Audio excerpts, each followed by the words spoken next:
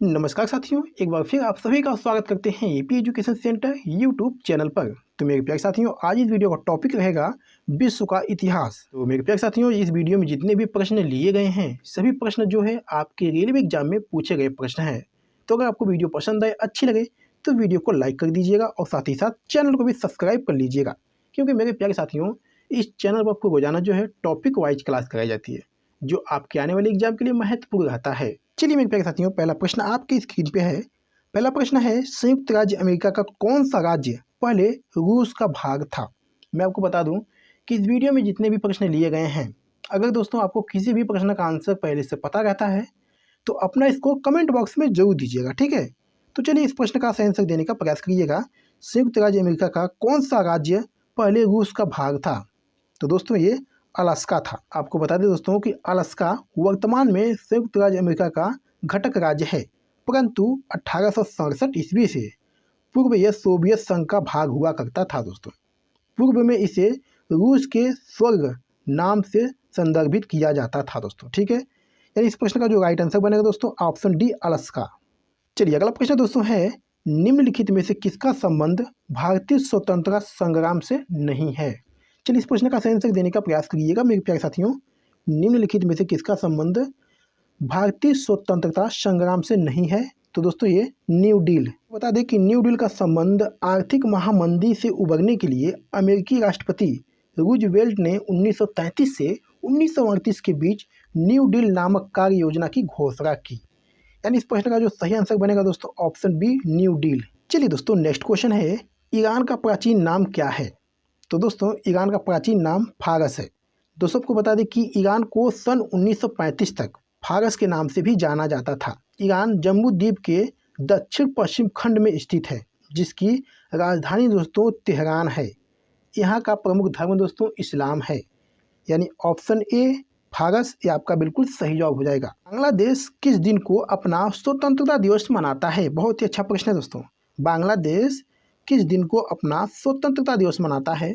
तो दोस्तों ये 26 मार्च को मनाता है। दोस्तों आपको बता दें कि बांग्लादेश जो है अपना स्वतंत्रता दिवस 26 मार्च को मनाता है, ठीक है। वह उसी दिन 26 मार्च 1971 को पाकिस्तान से अलग होने की घोषणा की गई थी। यानी ऑप्शन बी 26 मार्च ये आपका बिल्कुल सही जवाब हो जाएगा। चलिए दोस्तों नेक्स्ट क्वेश्चन है, किस देश में दुनिया का सबसे लंबा लिखित संविधान है? बहुत ही अच्छा प्रश्न है दोस्तों। किस देश में दुनिया का सबसे लंबा लिखित संविधान है? तो दोस्तों ये भारत में है। आपको बता दें कि दुनिया का सबसे लंबा लिखित संविधान भारत का है। भारत का मूल संविधान दोस्तों 22 भागों 395 अनुच्छेद तथा 8 अनुसूची में विभक्त था, लेकिन दोस्तों वर्तमान में 22 भाग 395 अनुच्छेद तथा 12 अनुसूचियाँ हैं। यानी ऑप्शन डी भारत ये आपका बिल्कुल सही जवाब हो जाएगा। चलिए नेक्स्ट क्वेश्चन है, किस युद्ध के बाद 1945 में यूएन को लीग ऑफ नेशंस के उत्तराधिकारी के रूप में स्थापित किया गया था? बहुत ही अच्छा प्रश्न है दोस्तों। किस युद्ध के तुरंत बाद 1945 में यूएन को लीग ऑफ नेशंस के उत्तराधिकारी के रूप में स्थापित किया गया था? तो दोस्तों ये द्वितीय विश्व युद्ध के तुरंत बाद, यानी ऑप्शन सी द्वितीय विश्व युद्ध के तुरंत बाद दोस्तों स्थापित किया गया था। ये आपको ध्यान देना है। चलिए नेक्स्ट क्वेश्चन है, निम्नलिखित में से किस देश की स्थापना 1971 में हुई थी? तो दोस्तों ये बांग्लादेश की हुई थी। यानी ऑप्शन बी बांग्लादेश आपका बिल्कुल सही जवाब हो जाएगा। चलिए दोस्तों नेक्स्ट क्वेश्चन है, सत्यवर्षीय युद्ध किन देशों के बीच लड़ा गया था? बहुत ही अच्छा प्रश्न है दोस्तों। सत्यवर्षीय युद्ध किन देशों के बीच लड़ा गया था? तो मेरे प्यारे साथियों ये इंग्लैंड और फ्रांस के बीच लड़ा गया था। आपको बता दें कि 100 वर्षों से अधिक समय तक चलने वाला युद्ध 1337 से 1453 ईस्वी इंग्लैंड और फ्रांस के बीच लड़ा गया। इस युद्ध में अंत में फ्रांस की विजय हुई दोस्तों, ठीक है। यानी ऑप्शन डी इंग्लैंड और फ्रांस ये आपका बिल्कुल सही जवाब हो जाएगा। चलिए दोस्तों नेक्स्ट क्वेश्चन है, बोस्टन चाय पार्टी किस वर्ष हुई थी? बहुत ही अच्छा प्रश्न है दोस्तों। बोस्टन चाय पार्टी किस वर्ष में हुई थी?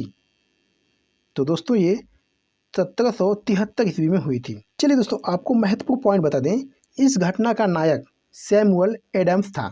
16 दिसंबर 1773 ईस्वी को जब बोस्टन पर कर युक्त चाय के 3 जहाज़ों को ब्रिटेन को लौटाने से इनकार कर दिया गया, तो उपनिवेशियों का एक समूह जो है जहाज़ पर सवार हुआ और चाय की 342 पेटियों को बोस्टन हार्बर में फेंककर नष्ट कर दिया गया।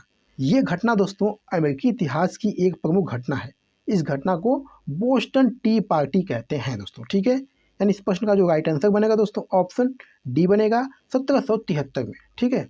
चलिए नेक्स्ट क्वेश्चन देखिएगा दोस्तों, किस देश को मुख्य रूप से कम्युनिस्ट या माओवादी दलों द्वारा शासित किया जाता है? तो दोस्तों ये चीन देश को। आपको बता दें दोस्तों कि चीन में राजनीतिक ढांचा इस प्रकार है कि सबसे ऊपर जो है चीनी साम्यवादी दल, उसके बाद सेना और फिर उसके बाद सरकार का स्थान आता है। यानी इस प्रश्न का जो राइट आंसर बनेगा दोस्तों ऑप्शन बी चीन आपका बिल्कुल सही जवाब हो जाएगा। चलिए दोस्तों नेक्स्ट क्वेश्चन देखिएगा, वह क्रांतिकारी नेता कौन था जिसने क्यूबा में भूमि सुधार और साक्षरता में सुधार किया था? तो दोस्तों ये फिदेल कास्ट्रो था। यानी ऑप्शन डी फिदेल कास्ट्रो आपका बिल्कुल सही जवाब हो जाएगा। चलिए दोस्तों नेक्स्ट क्वेश्चन देखिएगा, उस अमेरिकी नागरिक आंदोलन कार्यकर्ता का नाम क्या है जिन्होंने प्रसिद्ध भाषण आई हैव ए ड्रीम दिया था? चलिए बताइएगा इस क्वेश्चन का सही आंसर क्या बनेगा। उस अमेरिकी नागरिक आंदोलन कार्यकर्ता का नाम क्या है जिन्होंने प्रसिद्ध भाषण आई हैव ए ड्रीम दिया था? तो दोस्तों ये मार्टिन लूथर किंग जूनियर नाम था। यानी option B Martin Luther King junior ये आपका बिल्कुल सही जवाब हो जाएगा। चलिए दोस्तों नेक्स्ट क्वेश्चन देखिएगा, अफीम युद्ध दो देशों के बीच लड़ा गया था, उन देशों में से एक चीन था, दूसरा देश कौन सा था दोस्तों? तो दोस्तों दूसरा देश जो है ये ब्रिटेन था। चीन और ब्रिटेन में ये युद्ध हुआ था। आपको बता दें दोस्तों कि अफीम युद्ध ब्रिटेन तथा चीन के मध्य 1839 से 1842 ईस्वी में लड़ा गया था। यह युद्ध चीन के छिंग राजवंश और ब्रिटेन के बीच अफीम के व्यापार से संबंधित विवादों के कारण हुआ था दोस्तों, ठीक है। यानी ऑप्शन ए बनेगा इस प्रश्न का ब्रिटेन आपका बिल्कुल सही जवाब हो जाएगा। चलिए मेरे प्यारे साथियों नेक्स्ट क्वेश्चन देखिएगा, निम्नलिखित में से किसको आयरन चांसलर कहा जाता था? बहुत ही अच्छा प्रश्न है दोस्तों। निम्नलिखित में से किसको आयरन चांसलर कहा जाता था? तो दोस्तों ये ऑटो वान बिस्मार्क को कहा जाता था। यानी ऑप्शन सी ऑटो वान बिस्मार्क ये आपका बिल्कुल सही जवाब हो जाएगा। चलिए मेरे प्यारे साथियों नेक्स्ट क्वेश्चन देखिएगा, वाटरलू का युद्ध किस वर्ष लड़ा गया था? बहुत ही अच्छा प्रश्न है दोस्तों। वाटरलू का युद्ध जो है ये किस वर्ष लड़ा गया था? तो दोस्तों ये 1815 ईस्वी को लड़ा गया था। आपको बता दें कि वाटरलू का युद्ध जो है 18 जून 1815 ईस्वी को बेल्जियम में स्थित वाटरलू नामक स्थान पर लड़ा गया था। यह युद्ध फ्रांसीसी सेना जिसका नेतृत्व नेपोलियन ने किया था तथा अंग्रेजी सेना जिसका नेतृत्व ड्यूक ऑफ वेलिंगटन ने किया था। यानी इस प्रश्न का सही आंसर दोस्तों ऑप्शन ए बनेगा। 1815 ईस्वी में वाटरलू का युद्ध लड़ा गया था। चलिए दोस्तों नेक्स्ट क्वेश्चन देखिएगा, किसके द्वारा 1509 ईस्वी में द्वीप पर विजय प्राप्त की गई थी? तो दोस्तों ये पुर्तगालियों द्वारा।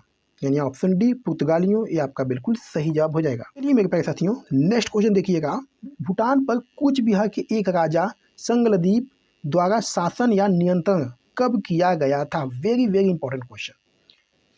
भूटान पर कूच बिहार के एक राजा संगलदीप द्वारा शासन या नियंत्रण कब किया गया था?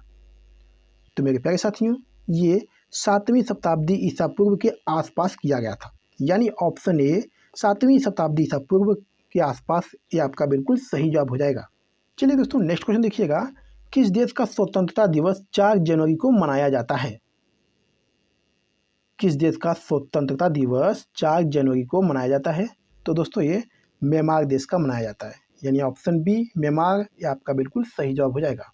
चलिए दोस्तों नेक्स्ट क्वेश्चन देखिएगा, बर्लिन की दीवार को किस वर्ष ध्वस्त किया गया था? बताइएगा बर्लिन की दीवार को किस वर्ष ध्वस्त किया गया था? ये दोस्तों आपके आरबी एनटीपीसी में पूछा गया प्रश्न है। बर्लिन की दीवार को किस वर्ष ध्वस्त किया गया था? तो दोस्तों ये 1989 में किया गया था। चलिए दोस्तों आपको बता दें कि इसका निर्माण जो है 13 अगस्त 1961 को शुरू हुआ और 9 नवंबर 1989 में इसे तोड़ दिया गया। बर्लिन की दीवार अंदरूनी जर्मन सीमा का सबसे प्रमुख भाग थी और शीत युद्ध का प्रमुख प्रतीक थी दोस्तों।